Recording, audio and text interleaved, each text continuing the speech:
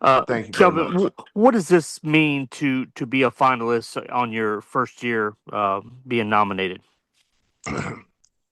um, just unbelievable, really. You know, I was over at Kellen's house playing knockout with my granddaughter Maisie and one of her friends, and my phone started blowing up. I wasn't even aware. Um, but it takes you back to the people that's put you in this position, namely the players. I mean, I'm here because I've had some great players, outstanding coaching staffs. Karen, Kellen, Lauren, obviously my mother and father. Um, but also to Mac Rhodes and Hunter Yurchek, um, Chris Pesman, and Eddie Nunez. But more importantly, to President Couture. You know, I've been fortunate to work with four really good athletic directors, but I've only had one president, um, President Couture, and she's been a unbelievable resource for everything that we've been able to accomplish here. Tillman Fertitta. Um, I know his name's on that building, but without his support, generosity, but also support, you know, Tillman, President Couture, but also guys like Spencer Armour, Jack Moore, um, um, Dave Mars, and I better stop naming them. I'm gonna forget Mark and Judy Cook. Um, um, I could go on and on and on. I'm glad that I'm going to the next step, but it's also great for the University of Houston. Um, we have a great university. We've taken we've made some unbelievable strides, and um, being able to be the coach here at this school, University of Houston, being able to work with my family and accomplish what we've accomplished has been the highlight of my career. Um, but I have to also mention Jim Livengood, who was my athletic director at Washington State, who supported me through some really tough days. Joe Castiglione, who was an absolute stud athletic director at the University of Oklahoma. Um, but this is this University of Houston is the best job I've ever had. It really is, and I mean that sincerely. And to be able to garner this attention, not just for myself and my family, but also for our university. This is great for everybody. So um, I'd like to have been a fly on the wall to see what Ned Neva Sampson would think about this, though. Thank you, Joseph. We'll go to Cameron Albergo from Cougar One Sports. Cameron, please go ahead with your question for Coach. Congratulations, Coach Sampson. Thank you, Cameron. If you could go back and give your younger self when you were just starting out coaching a piece of advice, what would it be? Um, that's a great question, Cameron. I've heard that asked of other people, but I've never stopped to think. I would say, just never quit. Always believe in yourself. Don't ever allow other people to define who you are. You know who you are, um, and, and just the perseverance that the job requires. This it's not easy being a basketball coach.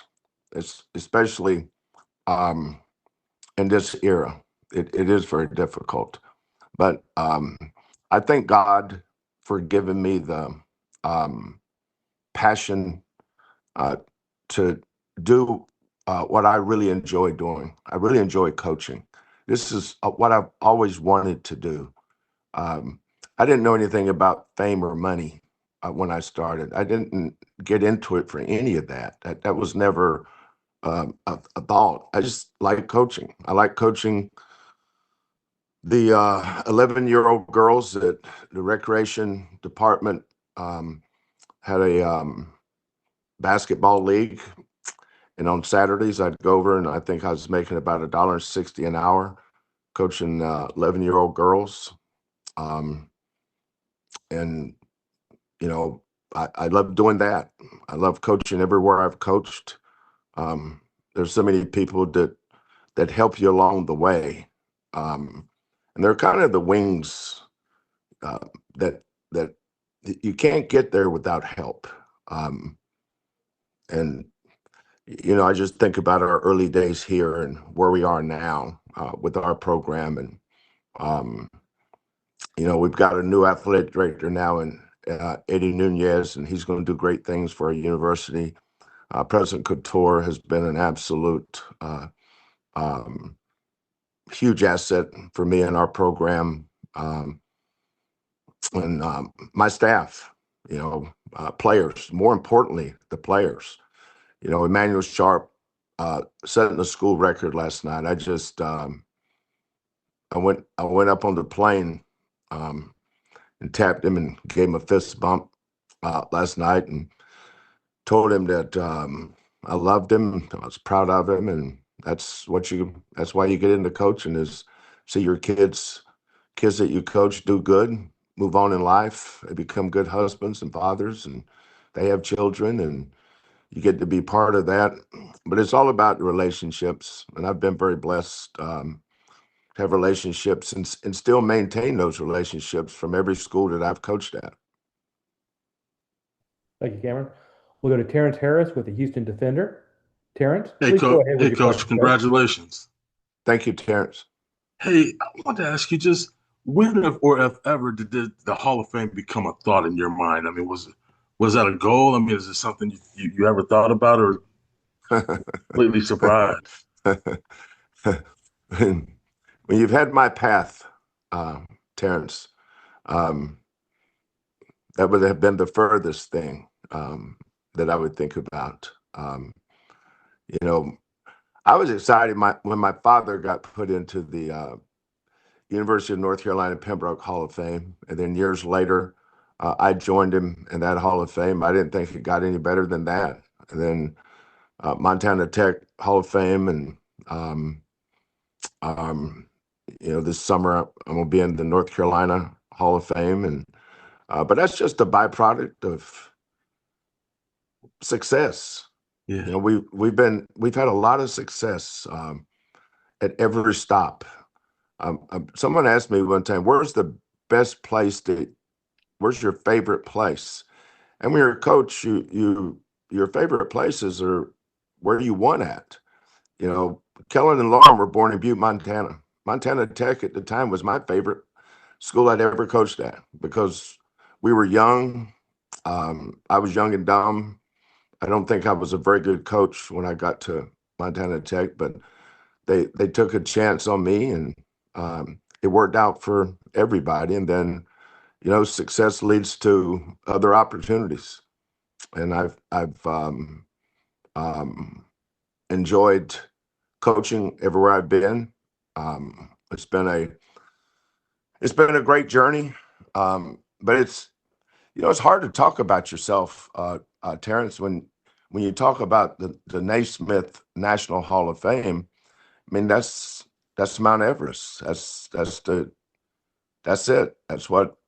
Uh, how they define the best. And I've never associated myself with the people, the coaches, the players, the contributors.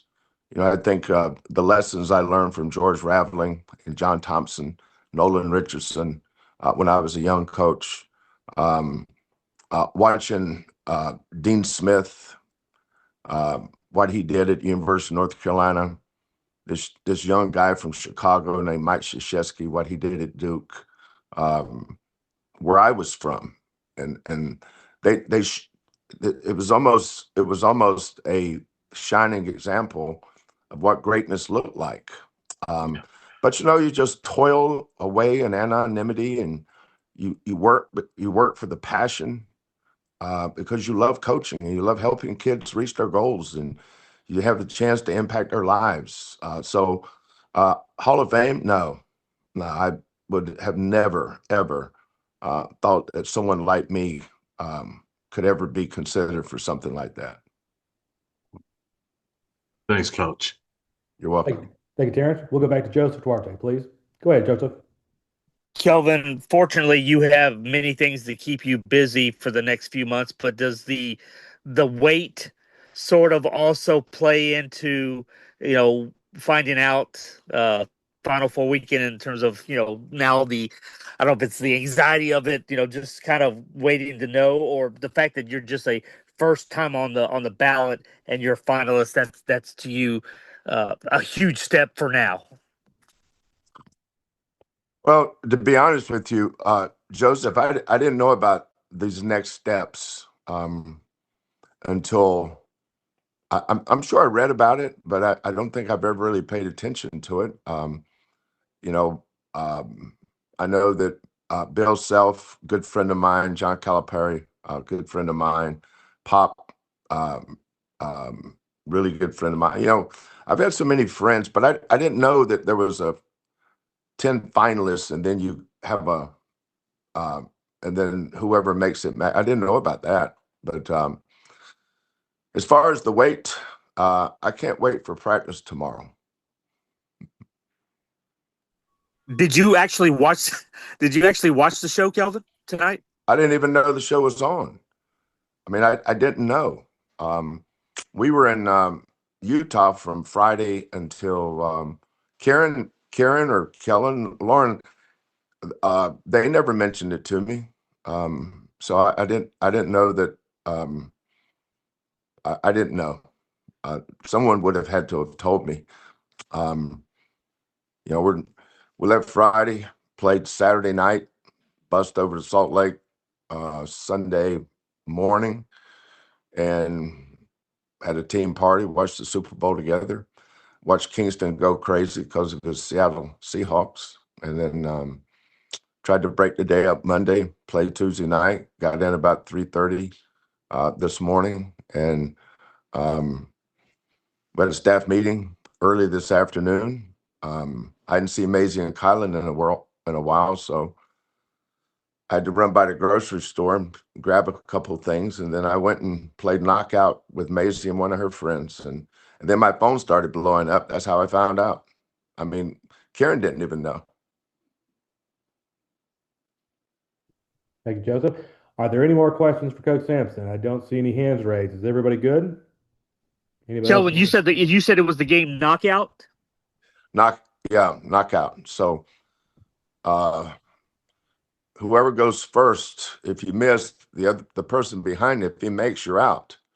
But if you make it before they make it, you get to stay in. So we had a little 3-man knockout going, and then all of a sudden my Jeff called to say congratulations, and then it just opened up I had to leave. I wanted to stay there and play. I wanted to stay there and play knockout, but I had to get home, and I called Karen and said, "Karen, did you know about this?" She said no, and then she went online and said, "Yeah, you did." So that's how I found out. Any of your colleagues or anybody that you could share with us that have already reached out to you? Uh,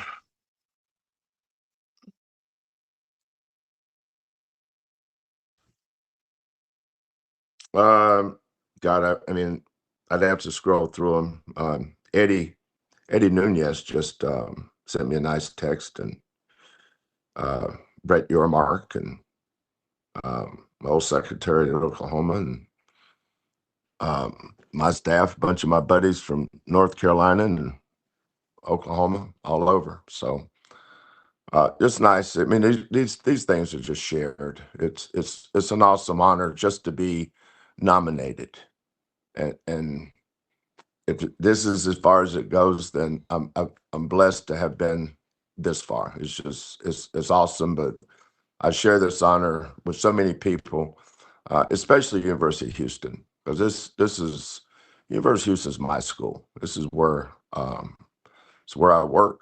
These are the people that have supported me from day one. Mac Rhodes and President Couture, Spencer Armour, um, Jack Moore, um, Dave Mars, so many people. So it's been a wild ride.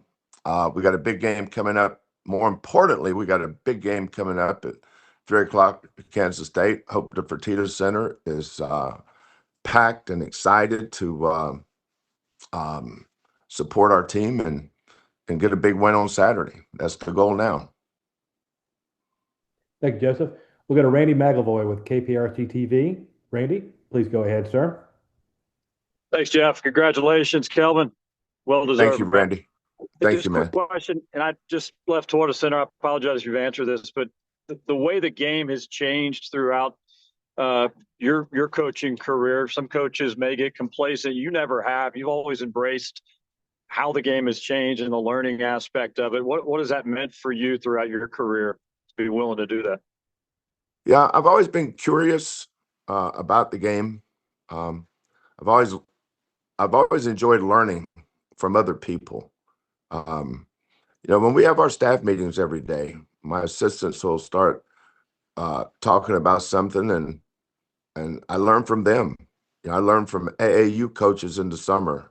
I'll see a new baseline out of bounds play or a new set, and I'll steal it and say, you know what, that's something that can help us. So I think when you're humble, you're always in a position to learn, and